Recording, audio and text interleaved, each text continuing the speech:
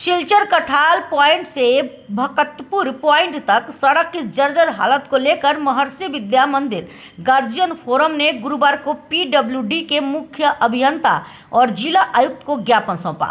गड्ढों, जल जमाव और टूट फूट के कारण मार्ग पर रोज जाम और दुर्घटना का खतरा बना हुआ है। विभाग के अनुसार मरम्मत के लिए प्राक्कलन भेजा जा चुका है और एसओपीडीजी 2025 से 26 में टेंडर प्रक्रिया जारी है। फोरम ने शीघ्र कार्यादेश जारी कर काम शुरू करने की मांग की है।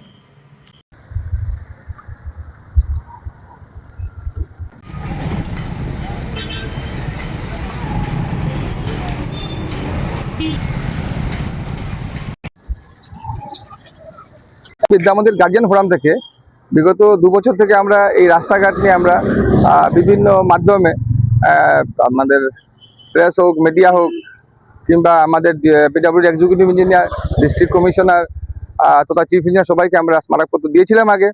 এবং বিগত যখন সেপ্টেম্বর মাসে স্মারকপত্র দিয়েছিলাম আমরা, তখন পিডব্লিউডি এক্সিকিউটিভ ইঞ্জিনিয়ার আমাদের অনিরুদ্ধ নাগ মহোদয় উনি আমাদের এসুরেন্স দিয়েছিলেন যে আমরা রাস্তা করে দেব।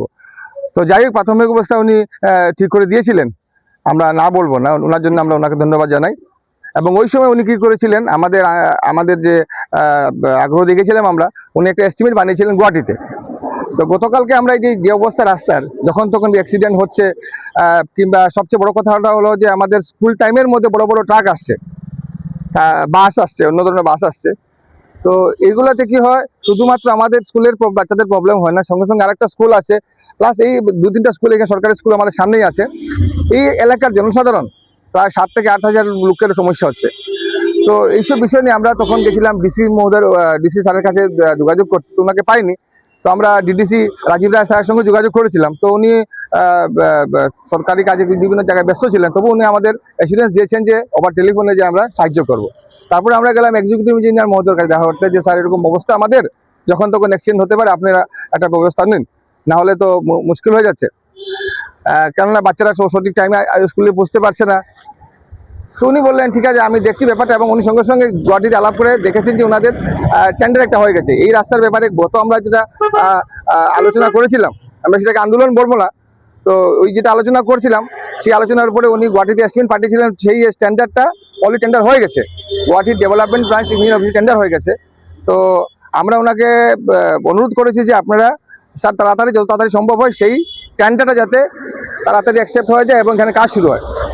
তো মডেল কোড অফ কন্ডাক্ট একটা এমসিসি চলছে বর্তমানে, তো আশা করি এই এমসিসির পরেই আমাদের কাজটা শুরু হবে। তবুও আমরা স্মারকপত্র দিচ্ছি যাতে আর লেট না হয়। প্রতিদিন পেট্রোলে নিয়ে স্কুলে যাওয়া আসার মধ্যে কত সমস্যা হয়, এই সমস্যার কারণে ভয়ে ভয়ে যেতে লাগে বাচ্চারা নিয়ে আসে, কোনো দিন কোনো কিছু একটা অঘটন ঘটে যায়।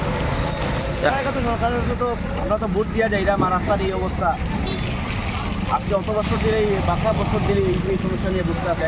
এই রোডেতে অনেকগুলো স্কুল আছে, বাচ্চারা এদিকে আপ ডাউন করা হয়, জাম হয়, কত অসুবিধা হয় এটা নিয়ে। তো সময় মতো স্কুলে যেতে পারেননি, সময় মধ্যে যাওয়া বহুত টাফ হয়। তাই আপনি কি সেই রাস্তাটা ঠিক করে দিলে ভালো হইব না? এটাই হ্যাঁ, রাস্তাঘাট তো এটা সিকিউরিটি লাগে, একটা ইমার্জেন্সি রোডে করবি, প্রতিদিন এই রোডে বাচ্চারা নিয়ে যাওয়া লাগে। এদিকে 2টা 3টা স্কুল আছে।